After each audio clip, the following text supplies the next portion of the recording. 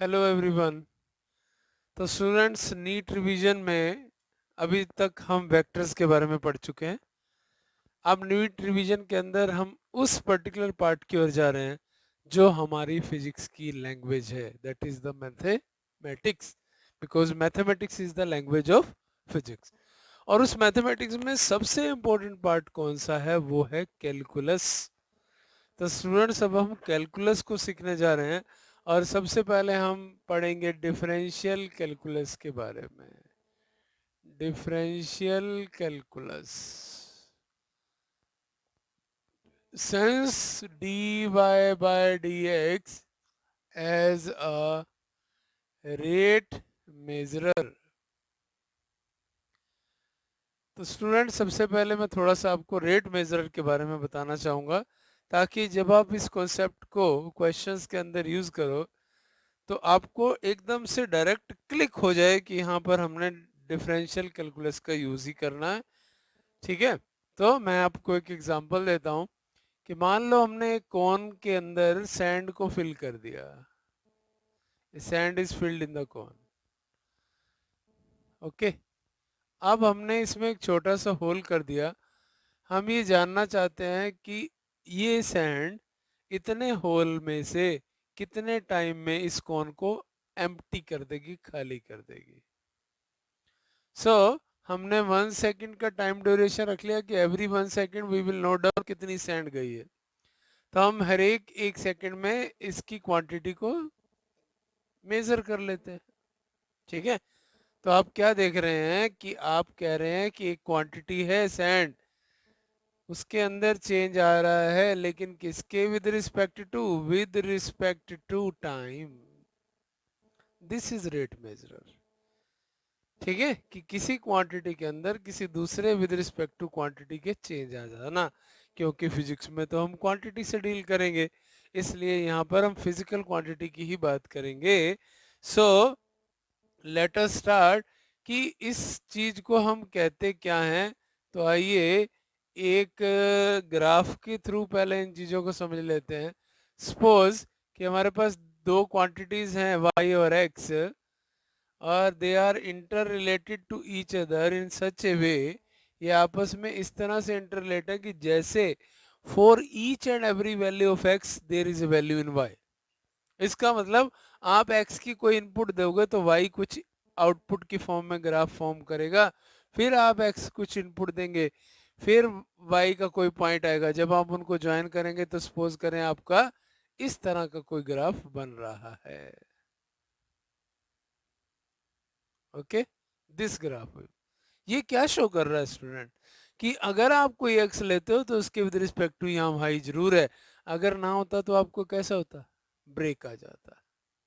No break means हर एक x की value के लिए आपके पास एक वाई है, और इसी को हम क्या कहते हैं स्टूडेंट? फंक्शन। इसी को दूसरी लैंग्वेज में समझे तो आपके पास एक मशीन है। ओके, एक मशीन है और उस मशीन में दो पॉइंट हैं ऐसे, एक है इनपुट का पॉइंट और एक है आउटपुट पॉइंट। इनपुट में आप कोई चीज डालते हो तो आउटपुट आपको यहाँ से प्रोडक्ट की फॉर्म में मिल जाता है। एक मशीन में रॉ मटेरियल डालेंगे, दैट इज इनपुट, और उस रॉ मटेरियल के अगेंस्ट आपको एक प्रोडक्ट मिलेगा, वो आपकी क्या है? आउटपुट। यही हमारा फंक्शन होता है कि every value of x there is a value in y. अब सपोज करो कि हम इस कर्व पर एक पॉइंट लेते हैं ए, जिसके कोऑर्डिनेट्स हैं एक्स और वाई। वाई कैसे मिलेगा? जैसे ही आप एक्स पुट करेंगे आपको जो ये हाइट मिलेगी वो वाई होगी। ये वाई है और ये वाला डिस्टेंस एक्स है।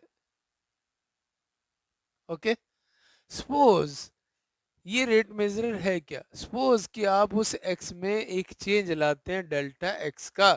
तो मान लो यहाँ तक डेल्टा एक्स का आपने चेंज ले आए, तो इस चेंज से डेफिनेट है कि जब आप इनपुट डाल रहे हैं तो आउटपुट भी होगी।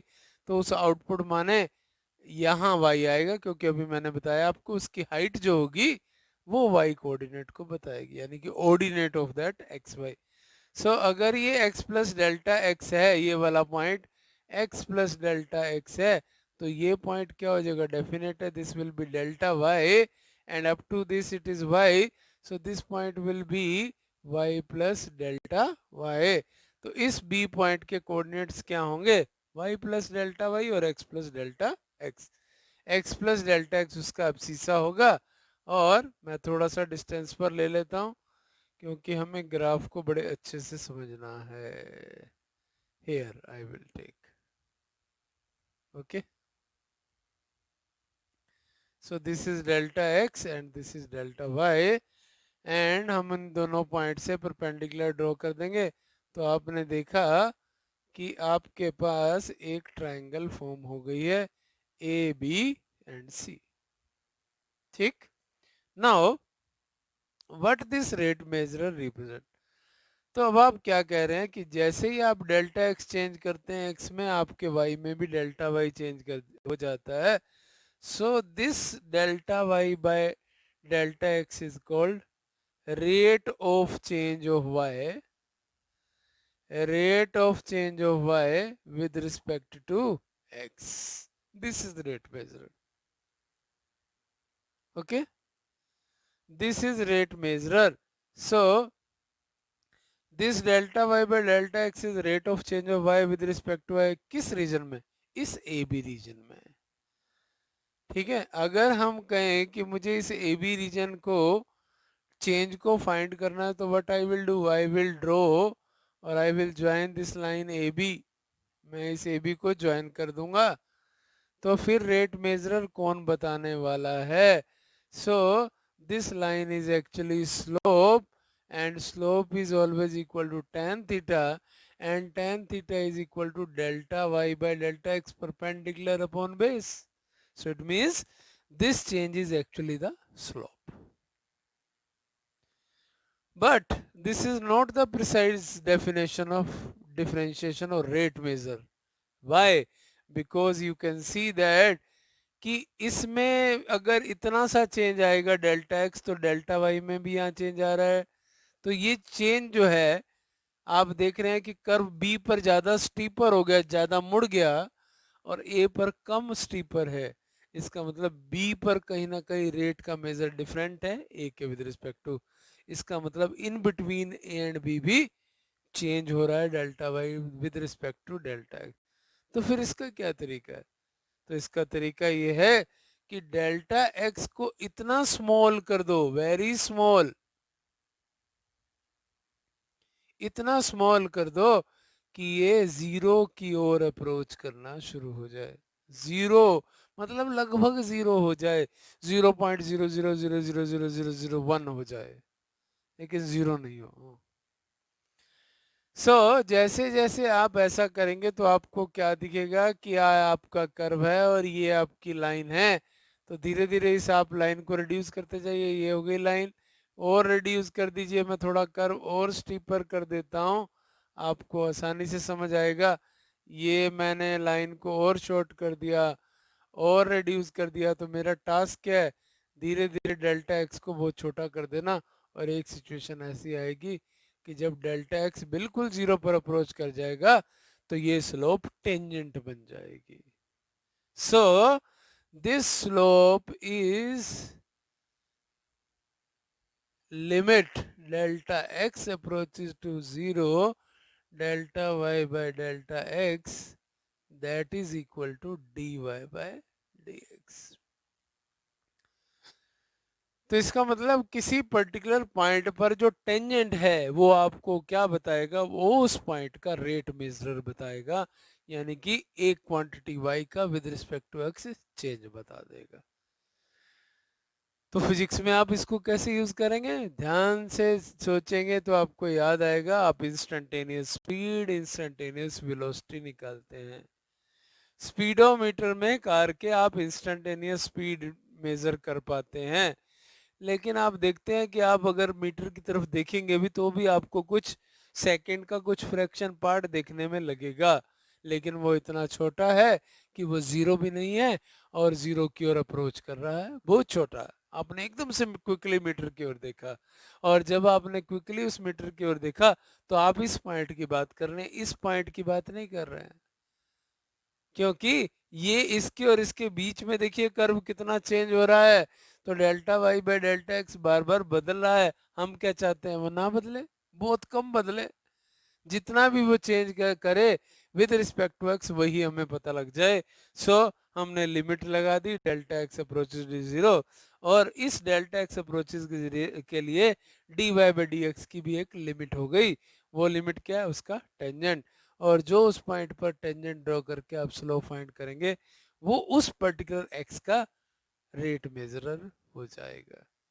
सो this is graphically you can calculate through differential calculus the quantity one with respect to the other, means at any particular instant you can find the change of that quantity with respect to the other. Now students, suppose you have not given any graph and the relation is same between y and x, but that is algebraic relation. Algebraic relation. और अगर वो algebraic relation दिया तो क्या करेंगे फिर आप, चलिए आइए जानते हैं। Suppose we have a square whose side is L, okay? तो एरिया स्टूडेंट्स इसका क्या हो जाएगा, area will be L square because area of square is side square. Suppose अब हम इसकी साइड में डेल्टा L इंक्रीज कर देते हैं, डेल्टा L इंक्रीज कर देते हैं, so this is will be your new square, okay, this will be your new square and this is the increase in area delta A। ठीक है, ये समझ में आ रहा है? तो आपका area A plus delta A हो चुका है। सो ये A plus delta A area आपका ओरिजिनल एरिया ये था, और अब आप A प्लस डेल्टा ए निकालेंगे तो this becomes L plus delta l whole square. ठीक है, आपकी साइड अब L प्लस डेल्टा एल हो चुकी है। आप इसको ओपन करेंगे, a square plus b square plus 2ab, ठीक। Now this area can be written as L square, so this can be written as, आप इनको सब्ट्रैक्ट भी कर सकते हैं, दोनों को 1 और 2 करके सब्ट्रैक्ट भी कर सकते हैं, और आप ऐसे भी लिख सकते हैं। आप देख रहे हैं एल स्क्वायर कैंसिल आउट हो जाता है, और delta A is equal to delta l square plus 2l delta l हो जाता है। Delta l you can take common, so this is delta l plus 2l, so this is delta A upon delta l is equal to 2l plus delta l. अब आप धीरे धीरे बातों को समझ रहे होंगे कि ये जो चेंज इन एरिया है वो with respect to change in length है, ये रेट मेजर हो गया। लेकिन हम क्या चाहते हैं, एग्जैक्ट हमें पता लग जाए कि कितना चेंज आया है, तो उसके लिए हमें क्या करना पड़ेगा, take delta l very small, very very small means delta l approaches to zero.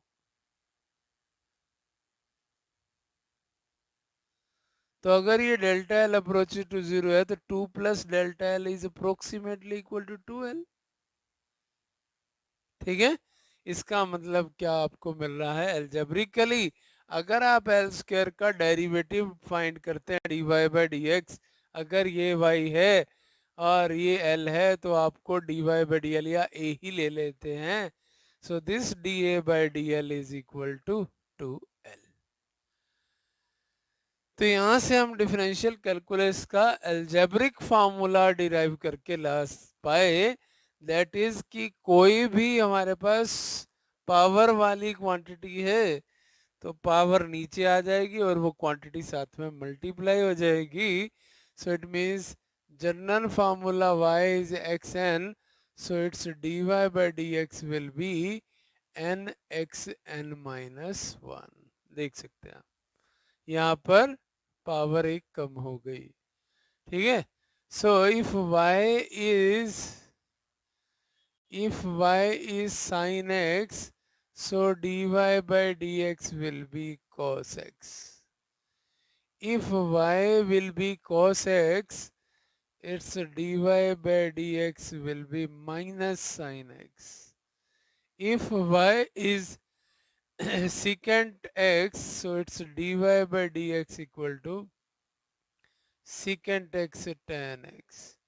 If y is cosecant x, so its dy by dx is minus cosecant x cot x, and if y is cot x, so its dy by dx is minus cosecant square x, and if y is tan x, then dy by dx is secant square x, and if y is natural log x, then its dy by dx is 1 by x, and if y is ex, its dy by dx is e raised to power x. So exponential आ जाएगा, ex आ जाएगा. So these formulas you have to remember, और इन formula के base पर ही अब हम कोई भी derivative find कर सकते हैं. कुछ रूल्स हम याद रखेंगे इस डिफरेंशियल कैलकुलस के लिए. Suppose if you have y equal to c x, then its dy by dx will be equal to c into derivative of x. Okay, so आपके पास अगर सी एक्स है तो सी कांस्टेंट क्वांटिटी है, constant quantity का derivative नहीं होगा. That you can take outside the differential coefficient, and you can take the differential coefficient of x only. Suppose मैं x raised to power n ही ले लेता हूँ, तो this will be x raised to power n. Now if suppose you have composite functions like u plus v, so its derivative will be dy by dx is equal to du by dx plus dv by dx. Now you have u into v, so its dy by dx will be equal to u same derivative of second with respect to x plus second same derivative of first with respect to x. So u को same रखेंगे, v का derivative लेंगे, फिर plus sign डालेंगे, v को same रखेंगे, u का derivative लेंगे. If y is equal to u divide by v, तो स्टूडेंट आप क्या करेंगे, v का स्क्वायर करेंगे, v को सेम रखेंगे, u का डेरिवेटिव लेंगे, फिर माइनस डालेंगे, u सेम रखेंगे और dv बाय dx लिखेंगे. सो दिस इज, तो ये रूल्स हैं जो आपको डिफरेंशियल कैलकुलस के लिए हमेशा आपको याद रहने चाहिए. ठीक है, and by this way we can take any example. Like मैं अगर आपको, ये वाला रूल प्रोडक्ट रूल कहलाता है, ये वाला रूल कोशेंट रूल कहलाता है. ये तो सिंपल एडिशन है दो फंक्शंस की, तो आप एडिशन में दो फंक्शन होंगे तो उनको सेपरेट सेपरेट आप डिफरेंशिएशन उनकी कर सकते हैं. Like if I take example y is equal to e x sine x, फिर हम स्लोप वाले क्वेश्चन पर भी आएंगे. मैं सेकंड क्वेश्चन पहले ले रहा हूँ, example number 2. y is equal to ex sin x, so its dy by dx is what, u into v. This is u, this is v. तो क्या करना हमने, u को सेम रखना है, v का डेरिवेटिव लेना है, v को सेम रखना है, u का डेरिवेटिव लेना है. तो u को सेम रख दीजिए, साइन का डेरिवेटिव अभी क्या सीखा था, cos. साइन को सेम रख दीजिए, ई एक्स का डेरिवेटिव ई एक्स होता है, e x is common, so it is cos x plus sin x. Now we will take example one, very important, about which we are talking about the slope of a function. Slope से हम dy by dx कैसे निकालते हैं, तो आइए जानते हैं. इस क्वेश्चन को करने से पहले मैं स्लोप की एक और बार डिस्कस करूंगा. ध्यान से पहले आप लिख भी सकते हैं और सुन भी सकते हैं. if y increases as x increases, जैसे आप x के नेक्स्ट पॉइंट पर जाते हैं 2 से 4 पर, और आपका y भी इंक्रीज कर जाता है, देन ये मोस्ट इंपॉर्टेंट पॉइंट है, आपके क्वेश्चंस में मोस्टली यूज होता है, dy by dx is positive. And if y decreases as x increases, then dy by dx is negative. तो अब आपको सिंपली ध्यान रखना है, ग्राफ को देखकर आपको पता लग जाएगा कि इस पर्टिकुलर पार्ट में y इंक्रीज हो रहा है विद रिस्पेक्ट टू x या डिक्रीज हो रहा है। x तो इंक्रीज ही करेगा क्योंकि आप x की अगली वैल्यूज पुट करते जाते हैं। y कैसा हो रहा है ये x पर डिपेंड करेगा। सो y डिक्रीज करे तो आपकी स्लोप नेगेटिव हो जाएगी, इंक्रीज करे तो आपकी स्लोप पॉजिटिव हो जाएगी। चलिए अब हम इस क्वेश्चन को ध्यान से पढ़ते हैं ताकि हमें ये पर्टिकुलर क्वेश्चन इस टाइप के हमें सॉल्व करने आ जाएं। सो देखते हैं क्या कहता है इस क्वेश्चन में।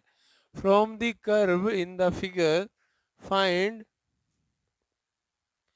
dy by dx at x equal to 2, 6 and 10।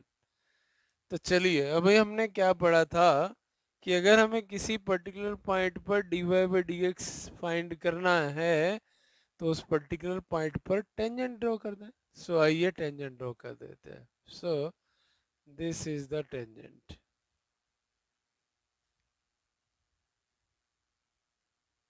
ठीक है, ये मैंने टेंजेंट ड्रॉ कर दिया। तो टेंजेंट आप फाइंड कैसे करते हैं, आपका ये एरिया बन गया ए बी सी और it is equal to tan theta. Slope कहां पर फाइंड कर रहे हैं, at x equal to 2। Okay, क्या होती है perpendicular by base, so this is A B by B C.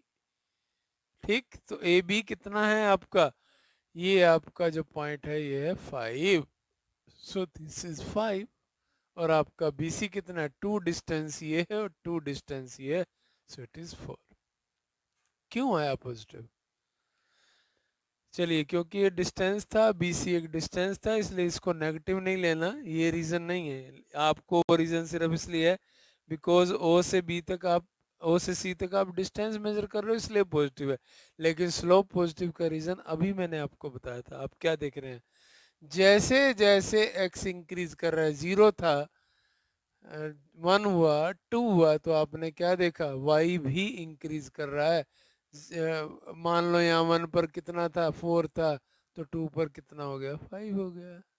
Increases with x, इसलिए वो पॉजिटिव है, पॉजिटिव स्लोप। चलिए एट एक्स इक्वल टू 6, बड़ा ही इंपॉर्टेंट पॉइंट है। अब ये ध्यान से सुनेंगे। 6 पर आप क्या देख रहे हैं, 6 पर वाई में कोई चेंज नहीं आ रहा, वो 6 का 6 ही है। यानी कि आप इस पर्टिकुलर पॉइंट पर क्या देखेंगे कि y चेंज ही नहीं हो रहा जैसे जैसे x बदल रहा है। यानी कि आपकी slope parallel to x axis है, यानी कि change in y with respect to x is 0, कोई चेंज नहीं आ रहा उसमें, तो आपकी स्लोप 0 है। ये बहुत इंपॉर्टेंट पॉइंट है कि जब आपकी slope parallel to the x axis आ जाए तो वो क्या है, 0 है, क्योंकि वहां पर कोई चेंज नहीं आता। ये कॉन्सेप्ट आपको स्टूडेंट बहुत जगह काम आने वाले हैं, आप ध्यान से देखिएगा कि अगर आप किसी मैक्सिमम हाइट पर किसी ऑब्जेक्ट को थ्रो करते हैं तो आप कहते हैं वहां पर जाकर v 0 हो गया। क्यों, अब ध्यान से सोचिए, क्योंकि वहां पर जाकर v 0 इसलिए हो गया क्योंकि वहां पर स्लोप 0 हो चुकी है, v में कोई चेंज नहीं आ रहा विद रिस्पेक्ट टू x या विद रिस्पेक्ट टू टाइम। अगर ये टाइम हो और ये v है, वेलोसिटी है, तो v के अंदर टाइम के विद रिस्पेक्ट टू जब कोई चेंज नहीं आएगा तो वहां वेलोसिटी 0 है। ठीक है, सो ये आप ध्यान रखेंगे। तो एक डिस्प्लेसमेंट टाइम ग्राफ में वेलोसिटी 0 कब होती है ये भी आपको पता लग गया। Now at x equal to 10 पर हमें फाइंड करना है स्टूडेंट। सो 10 पर हम फिर से क्या करेंगे, फिर से एक टेंजेंट ड्रॉ कर देंगे और ये टेंजेंट यहाँ का टच हुआ, हमारा पार्ट कौन सा बन गया, डी ई एफ। तो चलिए it is D E bye E F. तो आपका डी कितना है फिर से स्टूडेंट, डी इज 5 और ई एफ कितना है आपका 4। लेकिन अब आप क्या देख रहे हैं स्टूडेंट्स कि जैसे जैसे x बढ़ रहा है 10 से 14 के बीच में, ये 10 से 11 हुआ, आपका y 4 हो चुका है। फिर आपका 14 हुआ तो आपका y 0 हो चुका है, इसका मतलब y डिक्रीजेज विद x, तो आपकी स्लोप क्या हो जाएगी, नेगेटिव। तो इस तरह से आप एक पर्टिकुलर क्वेश्चन में नेगेटिव पॉजिटिव स्लोप तो बड़ा इजीली फाइंड कर सकते हैं। आपको सिर्फ यही देखना है कि आपका y with respect to quantity x कैसे चेंज हो रहा है। ठीक है स्टूडेंट, अब नेक्स्ट मोस्ट इंपॉर्टेंट पॉइंट जो होता है वो क्या होता है, वो हमारी कैलकुलस में होता है maxima and minima. Maxima and minima,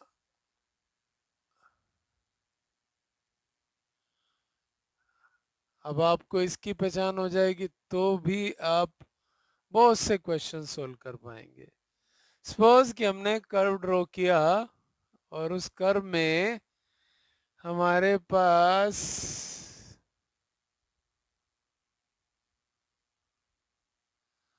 x1 point पर मैक्सिमा है और x2 पर मिनिमा है।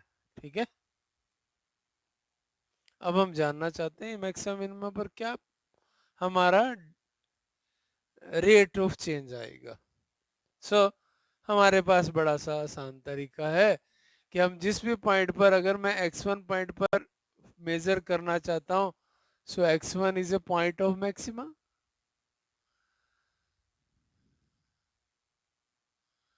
तो मैं इस पॉइंट पर y में चेंज देखना चाहता हूँ, dy by dx with respect to change in y with respect to change in x। तो आपने अब मुझे आंसर देना है, बताइए। यस, आपने क्या देखा, जो टेंजेंट ड्रॉ होता है that is parallel to x axis है, तो अगर पैरेलल टू x एक्सिस है तो आपकी स्लोप 0 है। बड़े बारीकी से इसको स्टडी करते हैं हम स्टूडेंट, ध्यान से। अब ध्यान से देखिए, जैसे जैसे मैं 0 से x1 की ओर अप्रोच कर रहा हूँ, 0 से x1 की ओर अप्रोच कर रहा हूँ, तो आप क्या देख रहे हैं, जैसे x बढ़ रहा है y बढ़ रहा है, जैसे x बढ़ रहा है y बढ़ रहा है, यहाँ तक y इंक्रीज हुआ, लेकिन मैक्सिमा से इमीडिएटली इतनी सी दूरी पर भी y डिक्रीज होना शुरू हो गया। स्लोप क्या होती है, dy by d x. D y by d x से स्लोप है, ये जो स्लोप है, यहाँ किसी पॉइंट पर कोई स्लोप है, ये with respect to x decrease हो रही है, मतलब नेगेटिव हो रही है। So you can write this as dy by d x to less than 0 means negative. तब भी क्या होगा, अगर स्लोप मैक्सिमा के बाद डिक्रीज होनी शुरू हो रही है, इसका मतलब वो वाला पॉइंट पॉइंट ऑफ मैक्सिमा ही है। तो मैक्सिमा को जानने के दो तरीके हो गए, पहला स्लोप, दूसरा rate of change of slope with respect to x will be negative. Slope का रेट ऑफ चेंज भी नेगेटिव आएगा। आइए अब मिनिमा पर आ जाते हैं। मिनिमा पर क्या है, फिर से मैं यहाँ पर टेंजेंट ड्रॉ करूं तो फिर से मुझे क्या मिल रहा है, आप कहेंगे सेम चीज मिल रही है, d y by d x is 0। अब इमिडिएटली एकदम मैंने मिनिमा के बाद देखा, इस मिनिमा के बाद क्या हो रहा है, आप देख रहे हैं वाई ने इंक्रीज होना शुरू कर दिया, जैसे जैसे एक्स बढ़ रहा है y increases. So change of slope is increasing, so it means at minima d2y by dx2 is positive, यहाँ नेगेटिव और यहाँ पॉजिटिव। तो ये आपकी पहचान है, कहीं भी आपको चेंज निकालना है, मैक्सिमम मिनिमा के बारे में बताना है, तो आप इन्हीं पॉइंट्स के थ्रू उस मैक्सिमम मिनिमा को फाइंड कर सकते हैं। आइए अब इस पर बेसिक क्वेश्चन करते हैं और इसको अंडरस्टैंड करते हैं क्या है मैक्सिमम मिनिमा। देखिए एग्जाम्पल 3, एग्जाम्पल 3 क्या है, the height reached in time t by a particle thrown upward with a speed u is given by this. So this is the relation of height with respect to time। ठीक, अब देखिए question क्या पूछता है, find the time taken in reaching the maximum height. ये आपकी maximum height वाला point हो गया। बताना है हमें इस पे टाइम क्या होगा। तो अब इसका मतलब आपकी सेंस क्या है, आपकी ये क्वांटिटी हो गई h, ये क्वांटिटी हो गई t। तो अगर आप मैक्सिमम पॉइंट पर पहुंचे तो आपकी slope parallel to time axis आएगी, और अगर पैरेलल टू टाइम एक्सिस आएगी तो आप क्या बोलेंगे, dh/dt विल बी 0। अब आप इसका डेरिवेटिव कर दीजिए, dh/dt is equal to u, because with respect to t कर रहे हैं 1, and it is half g into 2t। 2 से 2 कैंसिल हो जाएगा, u माइनस जी टी, और आपका dh/dt क्या है, 0। So u is equal to g t, so t will be u/g। तो देखिए हमें कितना फ़ायदा है इस कैलकुलस को सीखने का, कि हम अपने प्रोजेक्टाइल के क्वेश्चंस में कहीं भी जहाँ पर हम मैक्सिमम हाइट, मैक्सिमम क्वांटिटी पर पहुँचते हैं with respect to the other, तो वहाँ पर हम स्लोप को ज़ीरो से इक्वेट करके कोई भी वैल्यू को फाइंड आउट कर सकते हैं। ये है मैक्सिमा और मिनिमा। और स्टूडेंट अब तीसरा मोस्ट इम्पोर्टेंट इसमें जो पार्ट आता है वो क्या आता है, इंटीग्रेशन। Integration, integral calculus. तो आइए अब उसको भी जान लेते हैं कि इंटीग्रल कैलकुलस को हम कहाँ यूज करेंगे। इंटीग्रल कैलकुलस,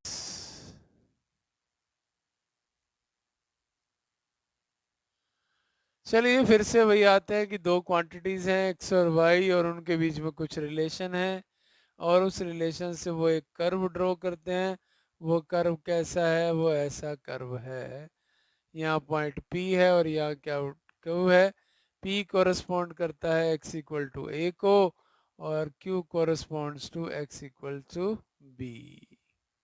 ठीक है, और हमारी टास्क है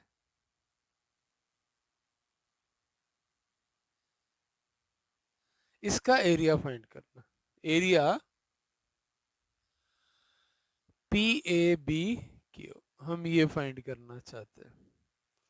तो स्टूडेंट आप कहेंगे ये तो ट्रेपीजियम तो नहीं है, क्योंकि ये साइड इसके पैरेलल नहीं है, ये पैरेलल है, लेकिन ये साइड भी नहीं है, ये एक कर्व है,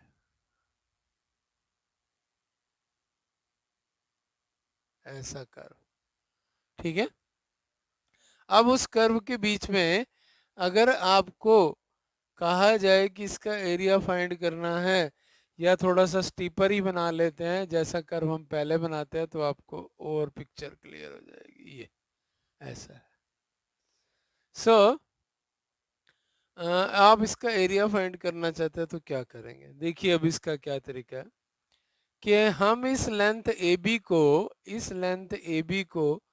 n एलिमेंट्स में डिवाइड कर देंगे, और हर एक एलिमेंट की जो विड्थ होगी वो कितनी होगी, डेल्टा x। मान लो इस रिलेशन को हम रिप्रेजेंट करते हैं y is equal to f x. अगर x में कोई चेंज आता है तो y में ऑटोमेटिकली चेंज आएगा। तो अगर x इक्वल टू a है तो y क्या हो गया, f ऑफ a। ठीक है, ये f ऑफ a है। तो अगर आपको डेल्टा x आपने इसमें इंक्रीज कर दिया, डेल्टा x इंक्रीज कर दिया, अभी मैं थोड़ी बड़ा पार्ट ही लूंगा, ये डेल्टा x इंक्रीज कर दिया तो ये वाला पार्ट क्या होने वाला है आपका, F a plus delta x. ठीक है, फिर आपने और डेल्टा एक्स इंक्रीज कर दिया तो ये इंक्रीज कितना होगा, a plus two delta x. तो जब आप यहाँ a plus two delta x put करेंगे तो this becomes a plus two delta x. इसी तरह लास्ट में आते जाएंगे और इस तरह आप पुट कर देंगे वैल्यूज। तो चलिए अब हम इसका एरिया निकालना चाहते हैं। तो सबसे पहले हम क्या करेंगे, जहाँ पर डेल्टा एक्स एंड होता है वहां से एक पैरेलल टू वाई एक्सिस एक लाइन ड्रॉ कर देंगे, एक परपेंडिकुलर ड्रॉ कर देंगे सभी एंड पॉइंट से ऐसे,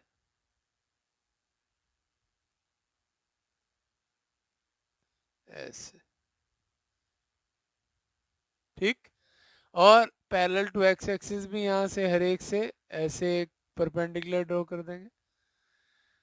तो अब आपके मन में एक क्वेश्चन आएगा कि अगर हम इन रेक्टेंगल का एरिया निकाल के प्लस कर देते हैं तो आपको इसका एरिया मिल जाता है, लेकिन ये ट्रायंगल तो सेम एरिया की नहीं है।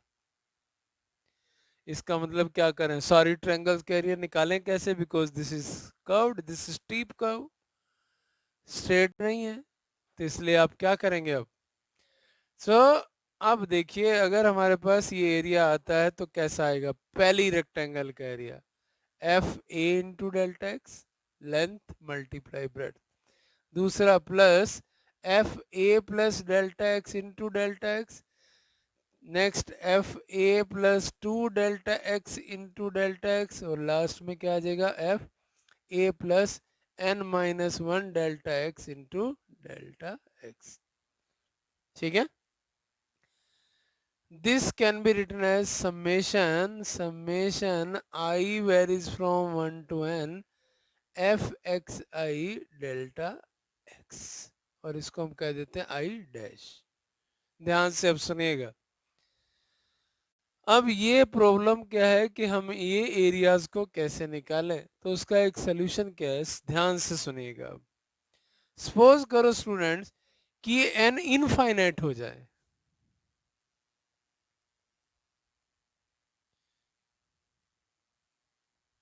क्योंकि हमारा डेल्टा एक्स कितना है, b minus a divide by n. ध्यान से देखिए कि जब हमने इसको n एलिमेंट में डिवाइड किया तो आप क्या देख सकते हैं, ए बी क्या है हमारा, टोटल लेंथ है, लेंथ टोटल है जिसके अंदर n एलिमेंट्स हैं, और एक एलिमेंट कितना है, डेल्टा एक्स। एक एलिमेंट की लेंथ डेल्टा एक्स है तो n एलिमेंट कितने होंगे, n डेल्टा एक्स, और ये क्या देगा, equal to this minus this, ये वाला एरिया मतलब this minus this, so b minus a, so delta x will be b minus a by n। अगर ये n इनफाइनाइट हो जाए तो क्या होगा, देखिए मैं इसको पुट कर देता हूँ इनफाइनाइट, तो दिस बिकम्स 1 बाय 0, और 0 ऊपर गया तो क्या आ गया, डेल्टा एक्स इक्वल्स 0। यानी कि हम इतने बड़े बड़े पार्ट्स ना करके इतने स्मॉलर पार्ट कर दें कि n इनफाइनाइट एलिमेंट्स में डिवाइड हो जाए और डेल्टा एक्स कैसा हो जाएगा, बहुत ही छोटा हो जाएगा। तो जैसे ही डेल्टा एक्स की लिमिट 0 को अप्रोच करेगी, so this summation I varies from 1 to n f x i delta x will be equal as integral a to b f x d x. ये एरिया, इसका मतलब जहां आपने एक ऐसे कर्व का एरिया निकालना, जरूरी नहीं आपका रेगुलर फिगर भी हो सकता है, ज्योमेट्रिकल शेप भी हो सकती है, तो ज्योमेट्रिकल शेप का एरिया निकालने के लिए भी आप इंटीग्रेशन यूज कर सकते हैं। So this is equal to this and this is integral of f x in the limit a to b। So this type of integral is called definite integral. तो students अब थोड़ा सा differentiate कर लेते हैं। क्या क्या डिफरेंशिएट करेंगे, आपको एक क्वांटिटी में चेंज दूसरी के विद रिस्पेक्ट टू आएगा, रेट मेजरर डिफरेंशियल लगाएंगे। किसी पर्टिकुलर पॉइंट पर मैक्सिमम मिनिमम के लिए भी स्लोप को जीरो कर देंगे, या फिर उसकी स्लोप आगे डिक्रीज करेगी तो rate of change of slope negative हो जाएगा, मिनिमम पर rate of change of slope positive हो जाए। एरिया फाइंड करने के लिए किसी कर्व का क्या करेंगे, आप इंटीग्रल कैलकुलस का यूज करेंगे, चाहे यहाँ ट्रेपीजियम आ जाए कुछ आ जाए, आप इंटीग्रल कैलकुलस से एरिया फाइंड कर सकते हैं। दूसरी बात कि अगर आपको ऐसे ऐसे सारों का सम करने में प्रॉब्लम है तो उसी का एक आसान तरीका है कि जहां आप ऐसा समेशन करेंगे तो आप इंटीग्रेशन कर दें direct, you will get the same answer. चलिए अब जिस तरह हमारे डिफरेंशिएशन के कुछ रूल थे, डिफरेंशियल कैलकुलस के कुछ रूल्स थे, वैसे ही इंटीग्रल कैलकुलस में भी कुछ फॉर्मूला और रूल्स हैं। तो आइए अब हम उनको भी जान लेते हैं कि क्या है वो फॉर्मूलाज और रूल्स। तो सबसे पहले मैं आपको एक बात कहना चाहूँगा कि अगर हमारे पास एक फंक्शन है एफ एक्स और उसका जब हम डेरिवेटिव लेते हैं तो वो एफ एक्स आता है, ठीक। तो अगर एफ एक्स इसका डेरिवेटिव है तो this will be called anti derivative, और इंटीग्रल का दूसरा नाम एंटी डेरिवेटिव। इसका मतलब मैं अगर इसको लिखता हूँ एफ एक्स डी एक्स, ये D x F x, so this gives U F x. मतलब कि अगर मैं हाफ एक्स स्क्वायर का डेरिवेटिव लूं, सो दिस विल बी एक्स, क्योंकि ये 2x बनेगा, 2 से 2 कटेगा, तो इसका मतलब अगर मैं x का इंटीग्रल लूंगा तो वो क्या आना चाहिए, हाफ एक्स स्क्वायर। ठीक है, तो आपको ये ध्यान रखना है। तो यहीं से एक फॉर्मूला जनरेट हो गया पहला, integral x n d x is x n plus one upon n plus one. Indefinite होगा तो प्लस सी लगा दो, अगर डेफिनेट होगा तो आपको लिमिट पुट कर देनी है। अगर मान लो मैं लूँ यहाँ ए यहाँ बी, तो पहले अपर लिमिट पुट करेंगे, फिर माइनस लोअर लिमिट पुट कर देंगे। पहले अपर लिमिट फिर माइनस लोअर लिमिट। ठीक है, अब आप ध्यान से सोच सकते हैं, अगर डेरिवेटिव ऑफ साइन एक्स आपका कोस एक्स है, तो कोस एक्स का इंटीग्रल क्या होगा, साइन एक्स। अगर आपका डेरिवेटिव कोस एक्स का माइनस साइन एक्स है, तो साइन एक्स का इंटीग्रल क्या होगा, माइनस कोस एक्स। समझ रहे हैं? अब आप, आपको डेरिवेटिव आना चाहिए, आप उसका एंटी लिख दीजिए इंटीग्रल के केस में। ठीक, सो अगर आपको D by d x of natural log is 1/x, तो 1/x का इंटीग्रल क्या होगा आपका, log x। ex का डेरिवेटिव आपका ex ही होता है, इसलिए ex का इंटीग्रल भी आपका ex ही होगा। तो इस तरह स्टूडेंट्स अब आप सारे इंटीग्रेशन के रूल्स फाइंड कर सकते हैं। हाँ, अब रूल्स की बात करेंगे तो उसमें एक बहुत इंपॉर्टेंट रूल आता है, लाइक कि अभी हमने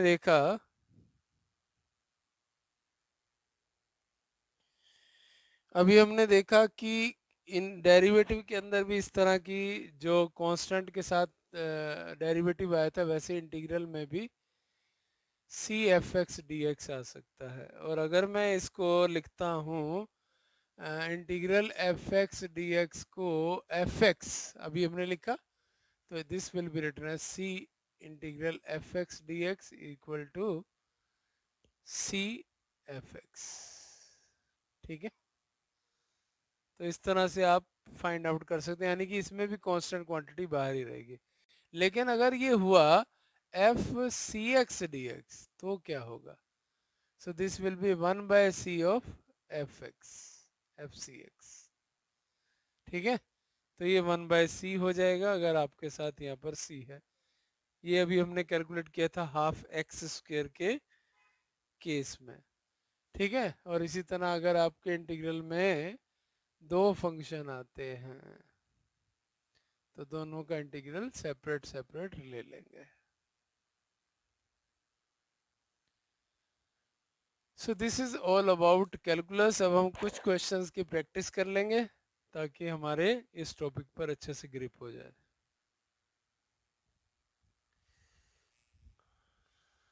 तो चलिए स्टूडेंट्स, हम कुछ क्वेश्चंस से इसकी प्रैक्टिस कर लेते हैं। तो फर्स्ट क्वेश्चन है, find the derivative of these. So first part is x square sin x, so let it be y. So we have to find dy by dx. So students, which rule is applicable, u into v, it is u dv by dx plus v du by dx. X square same, sin x derivative is cos x, sin x is same, x square derivative is 2x. Now you can take x common, this becomes x cos x plus 2 sin x. Okay. Second one is y equals sin x upon x. So student, कौन सा rule लगेगा ये, u by v rule. So what is this, v square, v same, du by dx minus u same into dv by dx. So dy by dx is x square x m, sin x derivative is cos x, then minus sin x and x derivative is 1. So this is x cos x minus sin x upon x square. Okay. Third, y is equal to sin x square. Now this one is little bit different. So see students, if y is equal to u, and but you have to find dy by dx. So y is not changing with respect to x, it is changing with respect to u. So this you can find dy by du into du by dx. ठीक है, dy by du into du by dx. तो आप इसको क्या कर लेंगे अब, let it be sin u. ये u हो गया. So dy by dx is what, dy by du into du by dx. So dy by du sin u is cos u, और u क्या है, x square. तो u is x square. So what will be du by dx? It is 2x. ठीक है, it is 2x. u को replace कर दीजिए x square से. So this becomes cos x square into 2x. चलिए next solution की ओर बढ़ते हैं. Solution number 2. The volume of a sphere V is given as 4 by 3 pi r cube, where r is the radius. Find the rate of change of volume with respect to r. Means we have to find dv by dr. चलिए dv by dr constant को आपको same रखना है.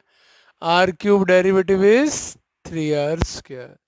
So this is 4 pi r square. First part हो गया.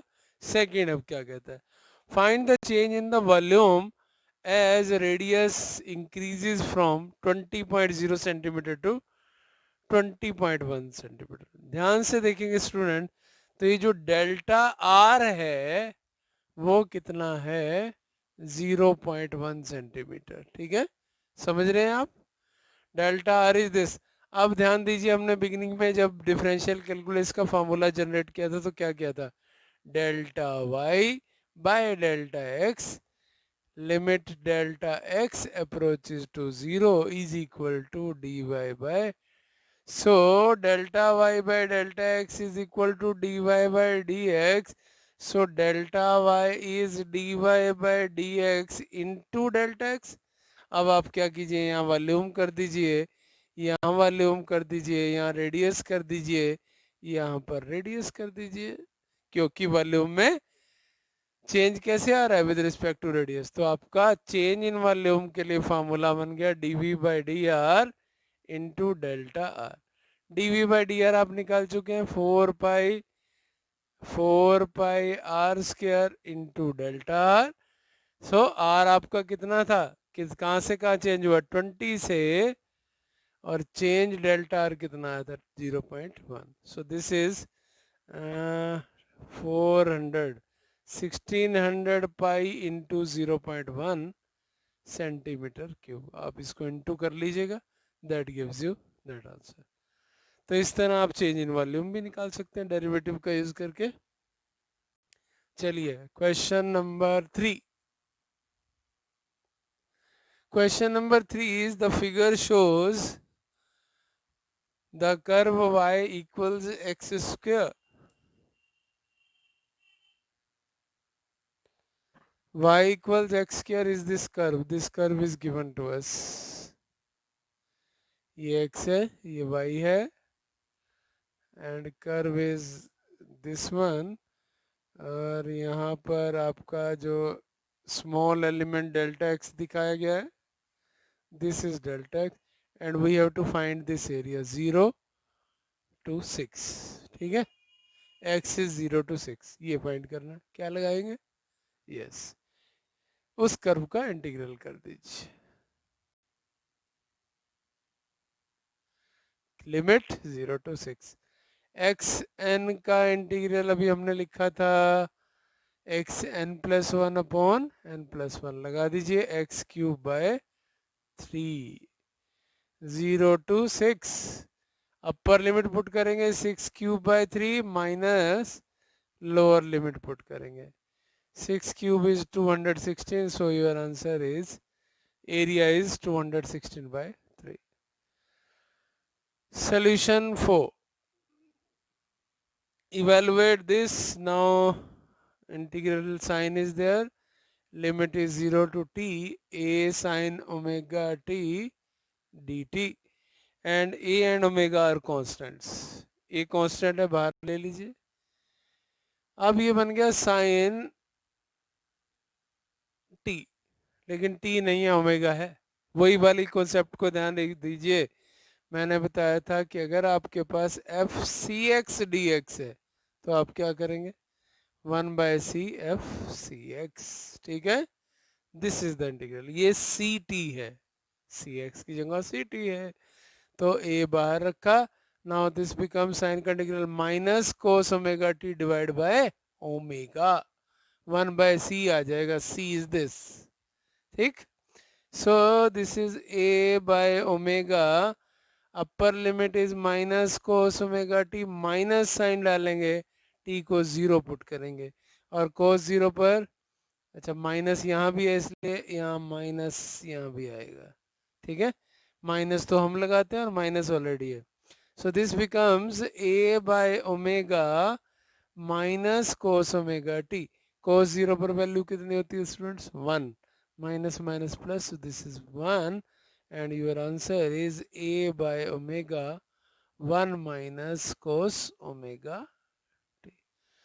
So student, this is all about calculus. तो आप इसको थोड़ा और प्रैक्टिस कीजिए ताकि आपको नीट के अंदर जब आप क्वेश्चंस कर रहे हैं तो आपको किसी भी प्रकार की प्रॉब्लम नहीं आएगी. So thank you.